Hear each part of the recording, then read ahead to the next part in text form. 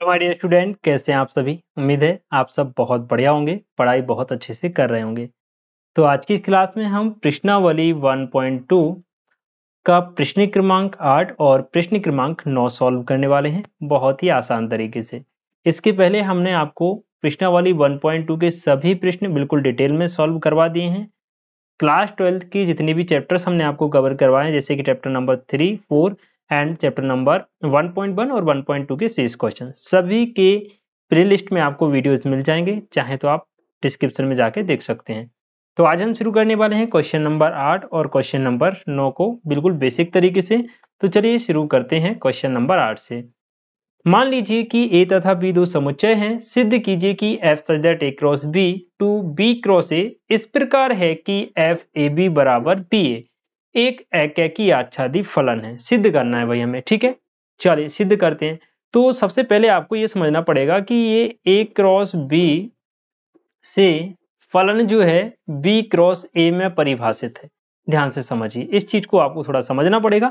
तो पहले हम डायग्राम के थ्रू आपको समझाएंगे, उसके बाद थ्योरी कैसे लिखना है, पेपर में कैसे लिखना है, वो चीज मैं आपको बताऊंगा। तो पहले आपके दिमाग में चीजें क्लियर होनी चाहिए, इसके लिए मैं थोड़ा रफ में आपको समझाना चाहता हूं।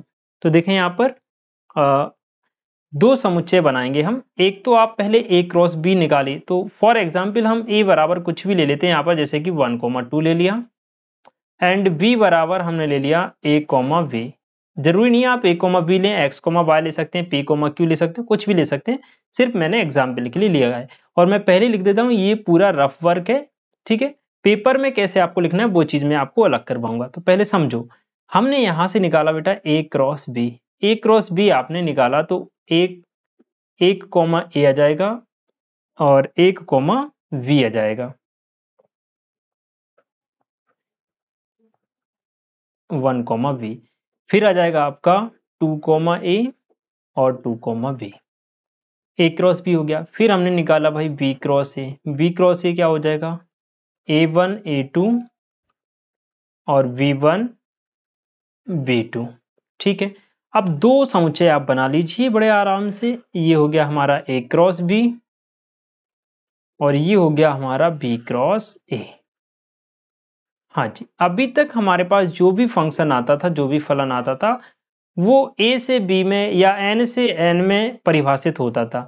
लेकिन ये फलन A क्रॉस B से B क्रॉस A में परिभाषित है।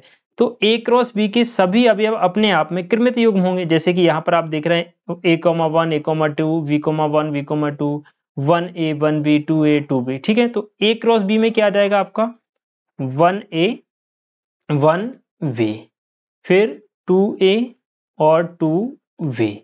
B क्रॉस A में क्या आ जाएगा भाई A1, फिर V1, फिर A2 और B2। चाहे तो आप ऐसे भी लिख सकते हैं A1, A2, B1, B2, किसी भी तरीके से लिख लो, कोई फर्क नहीं पड़ता। अब सुनिएगा, फलन जो है, फलन किस प्रकार से परिभाषित है। फलन है आपका कि F में अगर आप A, B रखोगे तो वो आपको B, A करके देगा, ठीक। चलिए, तो यहाँ पे आप देखो, अगर आपने F में 1, A रखोगे, मतलब इसका उल्टा हो रहा है। A, B रख रहे हो तो B पहले आ रहा है, A बाद में आ रहा है। अगर आप 1, A रखोगे तो A, 1 मिलेगा, A पहले आ जाएगा, B बाद में। तो 1, A का संबंध हो जाएगा A, 1 से। 1, B का संबंध हो जाएगा B, 1 से। 2, A का संबंध हो जाएगा A, 2 से। एक मिनट, 1 सेकेंड। देखिए, तो 2, A का जो रिलेशन है वो आपका हो जाएगा A, 2 से, एंड 2, V का रिलेशन है तो B, 2 से हो जाएगा। अब सुनिए, यहाँ पर जरूरी नहीं कि आप 2 अवयव वाला लें, 3 अवयव वाला ले लें, 4 अवयव, मैंने सिर्फ समझाने के लिए लिया है। तो यहाँ पर अगर आप देखें तो हर एक अवयव का एक अद्वितीय प्रतिबिंब हमें सहप्रांत में मिल रहा है। पहला अवयव X का होता है, या फिर हम इसी को बोलते हैं प्रांत। दूसरा Y का मान होता है, जिसको हम बोलते हैं सहप्रांत। तो यहां से अगर हम देखें तो प्रांत के प्रत्येक अवयव का सहप्रांत में एक पूर्व जो है प्रतिबिंब विद्यमान है, वो भी अद्वितीय यानी अलग अलग। तो फलन एकैकी तो है, आच्छादी होगा कि नहीं। देखो, सह प्रांत में जितने भी अवयव आप देख रहे हैं सभी के रिकनेक्शन आपको यहाँ पर मिल रहे हैं, सभी के पूर्व प्रतिबिंब आपको प्रांत में मिल रहे हैं। देखो A,1 का ये हो गया, इसका ये हो गया, इसका ये हो गया, इसका ये हो गया, तो ये आच्छादी भी है और एकैकी भी है। तो ये तो समझने वाली बात हो गई रफ में। अब हम इसको प्रॉपर तरीके से लिखते हैं थोड़ा ढंग से, जैसे कि हमें पेपर में लिखना है। ठीक है जी, तो हम लिखेंगे एकैकी। एकैकी के लिए सबसे पहले आपको जो फलन दिया है वो क्या है, A,V अगर आप रखेंगे तो आपको V,A मिलेगा, ये तो फलन है। एकैकी के लिए हम क्या मानते हैं भाई, हम मानते हैं fx1 बराबर fx2, लेकिन यहाँ पर आप क्या मानेंगे, fx1 की जगह आप A1 B1 रखेंगे एंड fx2 की जगह आप A2 V2 रखेंगे। ठीक है भाई, अब फलन आपसे क्या बोला कि अगर एफ ए बी है तो आउटपुट में आपको बी कोमा ए मिलेगा, तो ए बी की जगह A1 B1 है, आउटपुट में क्या हो जाएगा B1 A1, तो ये हो जाएगा आपका B1 A1 और यहाँ पर ये आपका हो जाएगा V2 A2। ठीक है, अब ये क्या है, ये भी कृमित युग्म है, ये भी कृमित युग्म है, और कृमित युग्म में हम क्लास 11 में पढ़ चुके हैं कि कृमित युग्म के संगत अवयव बराबर होते हैं। तो यहां से B1 बराबर हो जाएगा B2 तथा A1 बराबर हो जाएगा बेटा A2। ठीक है, B1 बराबर B2 और A1 बराबर क्या हो जाएगा A2, तो ये आपका हो जाएगा भाई A1 B1 बराबर आ जाएगा A2 B2। ठीक है, ये कैसे आया देखना, इसको भी समझ लो भाई। V1 की जगह आप क्या रख सकते हो V2, A1 की जगह आप क्या रख सकते हो भाई A2, है ना। तो A1 की जगह हमने A1 रखा और V1 की जगह हमने क्या रख दिया V1 रख दिया, इसको आगे पीछे कर दिया, है ना। और A2 को पहले लिखा और A2 को B2 को बाद में लिख दिया, है ना। तो A1 B1 बराबर क्या हो गया A2 V2, A1 B1 बराबर क्या हो गया A2 V2 हो गया। मतलब कि आपका फलन क्या हो गया एकैकी हो गया। तो हम लिखेंगे अतः फलन एकैकी है। ये तो हो गया भाई एकैकी के लिए। आच्छादक के लिए देखो भाई, आच्छादक के लिए तो आपको सीधा लिखना पड़ेगा और कुछ है नहीं इसमें सॉल्व करने के लिए।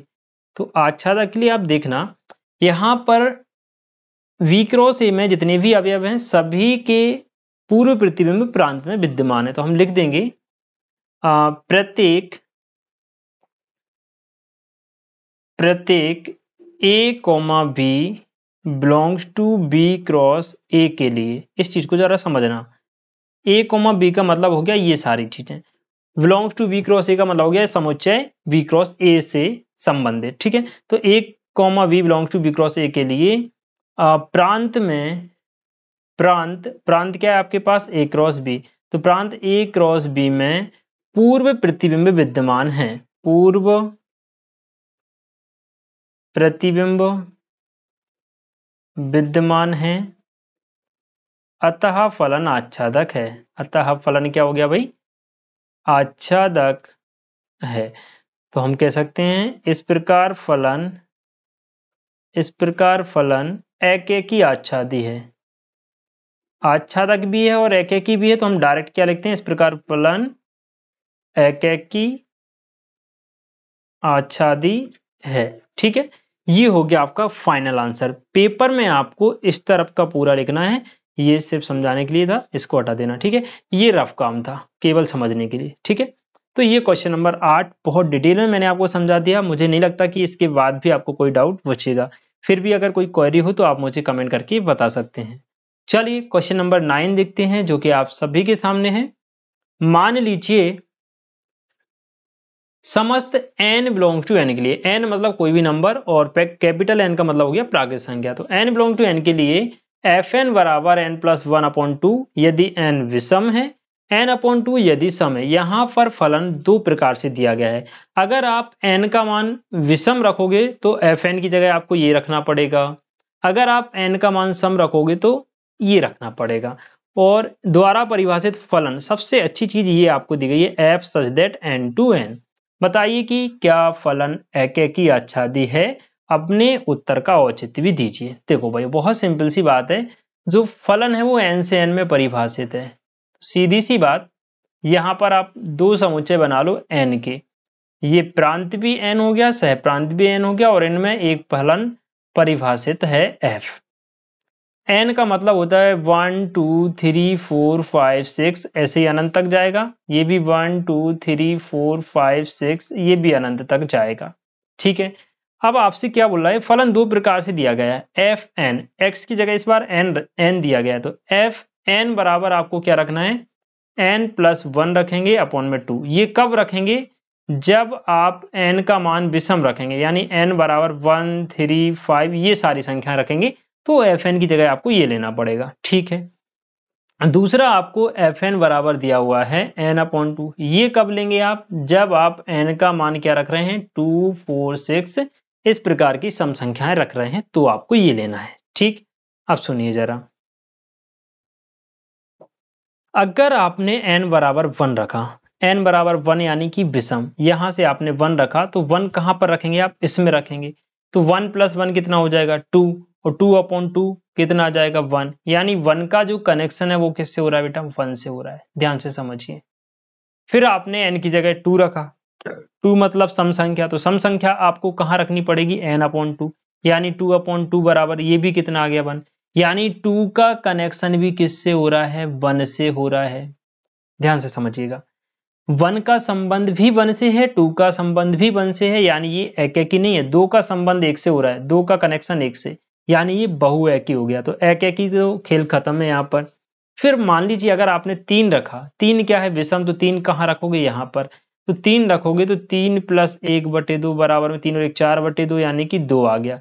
फिर आपने रखा 4, 4 यानी सम संख्या कहाँ रखोगे यहाँ पर, तो 4/2 बराबर कितना आ गया 2, तो 4 का कनेक्शन भी 2 से हो रहा है, 3 का कनेक्शन भी 2 से हो रहा है। देखो भाई, 3 रखने पर कितना आ रहा है 2 आ रहा है, 4 रखने पर कितना आ रहा है 2 आ रहा है, ऐसे ही 5 रखोगे तो 3 आएगा, 6 रखोगे तो भी 3 आएगा, ऐसे ही करके ये सारे एक दूसरे से कनेक्टेड होते जाएंगे, छूटेगा कुछ भी नहीं। लेकिन कंडीशन क्या हुई कि ये बहुएकी हो गया भाई, क्या हो गया, ये बहुएकी हो गया, एक एकी नहीं है। आच्छादी के बारे में क्या कहना होगा, आच्छादी होगा बच्चों, आच्छादी क्यों नहीं हो, क्यों होगा, क्योंकि देखना यहाँ 6 के बाद 7 8 का कनेक्शन 4 से हो जाएगा, फिर 8 9 का कनेक्शन 4 से हो जाएगा, ऐसे ही सभी कनेक्ट होंगे, अनंत तक जाएगा, कोई भी नहीं छूटेगा, सब एक दूसरे से कनेक्टेड हो जाएंगे।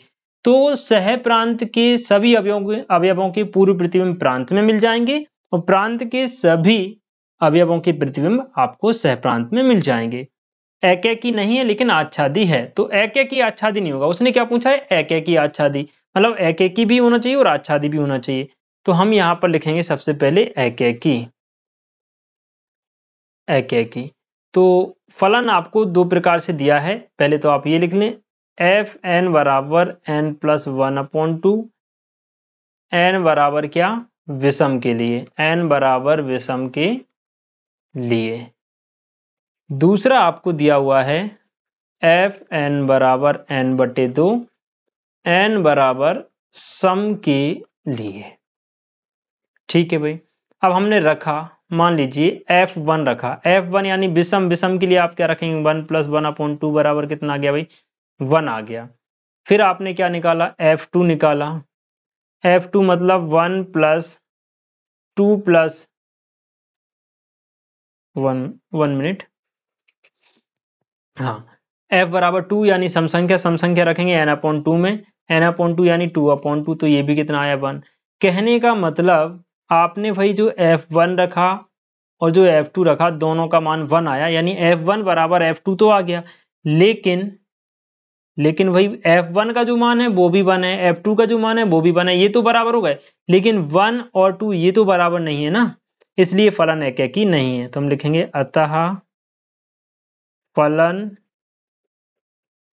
एकेकी नहीं है। ठीक है, अब आच्छादी देख लो, आच्छादी के लिए सॉल्व करने जैसा कुछ है नहीं, तो आप डायरेक्ट लिख लो, है ना, यही ज्यादा बेटर रहेगा। तो डायरेक्ट में लिख देता हूं, हम यहां पर लिखेंगे चूंकि सहप्रांत n के प्रत्येक अवयव का चाहे तो आप ये डायग्राम भी बना सकते हैं, कोई दिक्कत नहीं है ना। अवयव का पूर्व प्रतिबिंब, पूर्व प्रतिबिंब प्रांत n में विद्यमान है, अतः फलन आच्छादक है। देखो फलन आच्छादक तो है लेकिन एक ही नहीं है, तो फाइनली जो आंसर आएगा वो इस प्रकार से होगा, इस प्रकार फलन एक की आच्छादी नहीं है, एक की आच्छादी नहीं है, केवल आच्छादी है, एक की नहीं है। या फिर आप लिख सकते हैं एक की आच्छादी नहीं है, या फिर आप लिख सकते हैं बहु की आच्छादी है, या फिर लिखेंगे एक की आच्छादी नहीं है। क्योंकि हमें यही प्रूव करना था एक की आच्छादी है या नहीं, तो हमने प्रूव कर दिया कि ये एक की आच्छादी नहीं है। इस प्रकार से आपका क्वेश्चन नंबर 8 और क्वेश्चन नंबर 9 दोनों ही यहाँ पर डन हो जाते हैं। और मुझे पूरी उम्मीद है कि ये जो मेहनत मैंने आप लोगों के लिए की है ज़रूर आपको जो है हेल्प करेगी। तो वीडियो कैसी लगी इसके बारे में अपनी राय कमेंट में ज़रूर दीजिएगा। नेक्स्ट वीडियो में हम इसके बाकी क्वेश्चन आपके सामने रखेंगे। तब तक के लिए खुश रहें, मस्त रहें। जय हिंद।